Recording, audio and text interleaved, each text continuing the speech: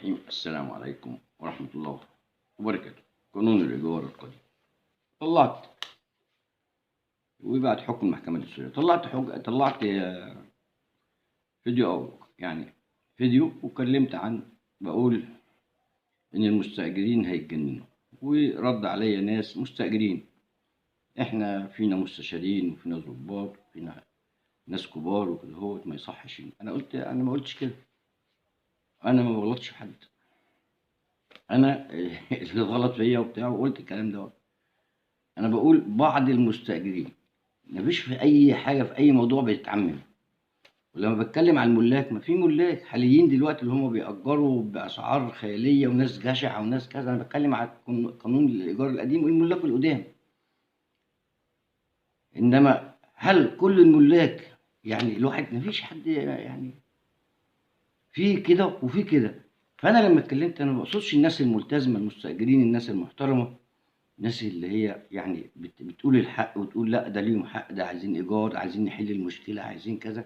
انا بتكلم عن الناس اللي هم يعني عملوا سبوبه وبيتاجروا وهم مستاجرين، وهم افتكروا نفسهم ملاك وبيأجر من الباطن وبيساوم المالك. انا بتكلم عن الناس ديت. انما في ناس مستاجرين، انا بقول لك ناس محترمه، وراحوا سلموا المالك بعد ما الام والاب توفوا، وهم كانوا واخدين في مكان تاني. راحوا سلموا المحلات، مش عايزينها. في ناس والله هو انا اعرفهم.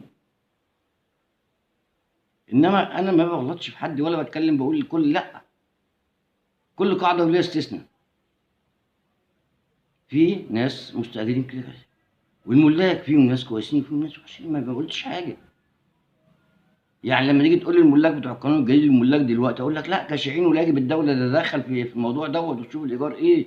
لما يبدي واحد مثلا، زي واحد بيقول لي ده بيمد دول ضيوف عندنا، ماشي مفيش مشكله.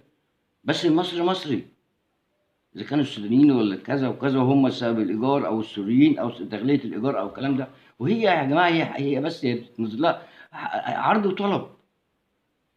ده هو بيستثمر، بس برضو احنا بنقول الدوله تتدخل تحد الموضوع عشان يبقى فيه مكان للمصريين.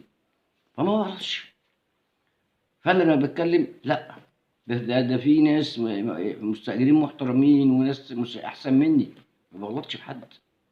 وفي ناس ما يستاهلوش، الناس اللي بتغلط وبتعمل وكده، ومش عايزين القانون يتطبق عشان هم قاعدين ببلاش وعايزين ياكلوا حق الناس وبياكلوا من الناس ومأجرين وبيأجر من الباطن. الناس دي مش عايزه القانون يتغير عشان خلاص عمل هو دخله على كده واكل عياله حرام واستلذ الكلام دوت. انما في ناس بتخاف من ربنا. الناس دي ناس محترمه، ما بتكلمش عليها. نخش موضوعنا. قلنا مجلس النواب خلاص شغالين في اللجان وكده، هو بيدرسوا القانون، وتم استدعاء وزراء، وتم استدعاء لجان حقوق الانسان، وبيجتمعوا بممثلين عن الملاك وممثلين عن المستاجرين المنفردين. وبيأكد عضو مجلس البرلمان الكلام ده، ما بقولوش انا برضه عشان الناس تقول انت كده الكلام ده منين، مصدرك ايه او كده هوت. لا، انا بقول امين سر لجنه الاسكان بيقول المجلس سيواصل مناقشه القوانين الاستثنائيه لإيجار الأماكن والتعديلات التشريعية اللازمة لتنفيذ الحكم بروح من التوازن والعدالة. طيب، ملتزما بحماية جميع الأطراف، وسيتم الاستماع إلى آراء أساتذة القانون وعلم الاجتماع بالجامعات المصرية وغيرهم من الخبراء لأخذ رأيهم أو آرائهم العلمية في هذا الملف، لضمان الوصول إلى رؤية متكاملة تجمع بين التحليل القانوني والمقاربة الاجتماعية. كما سيتم الاستعانة بالدراسات والبحوث التي أعدتها الجهات البحثية المعنية في هذا الملف على غرار المعهد القومي، يعني زي المعهد القومي للحوكمة والتنمية المستدامة والمركز القومي للبحوث الاجتماعية والجنائية. خلاصة الكلام ده كله، هنا المجلس بيقول لكم بدأ يشتغل، وبدأ يشوف الدراسات، وبدأ يسمع آراء الأساتذة في الجامعات والناس اللي هم متخصصين في هذا الموضوع، وتم استدعاء وزراء لسماحهم. وكل دولت إن شاء الله ملتزمين بموعد معين. فعشان كده على مجلس النواب على قدم وساق للانتهاء من هذه الأزمة. عشان الناس تقول لك هيقدروا يعملوا امتى وهيقدروا يشرعوا، لا، ده لو ما عملوش القانون ده ونفذوا حكم المحكمة الدستورية العليا، يعني هيبقى فيه خلل. زي ما بيقول لك ايه، ده في فراغ دستوري، في فراغ، مش عارف، المحاكم هتتملي قضايا. وهقول لكم في حالة عدم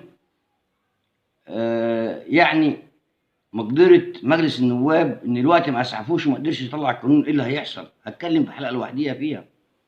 انما بطمن الجميع وبقول الاجراءات والاجتماعات والناس الدكاترة والناس المتخصصة، وان مجلس النواب على قدم وساق لانهاء هذه الازمة المزمنة والخلاص من ازمة قانون الايجار القديم جميعه.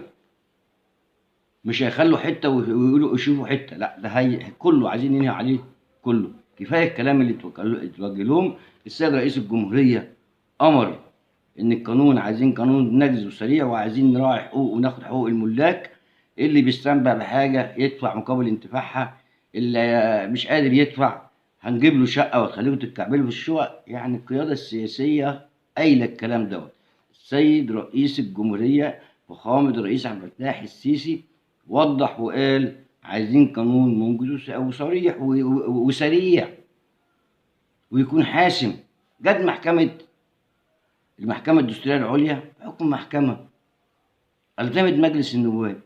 مجلس النواب أخذ على عاتقه وبدأ بالإدارة يعني القاطرة بتاعته، وياخد بقى اللي جاي ويمشي بالملف اللي فيه أزمة ده، وهو ملف شائك، عشان يحل القانون. واجتماعات ودراسات لإخراج هذا القانون في الموعد الذي حددته المحكمة الدستورية العليا.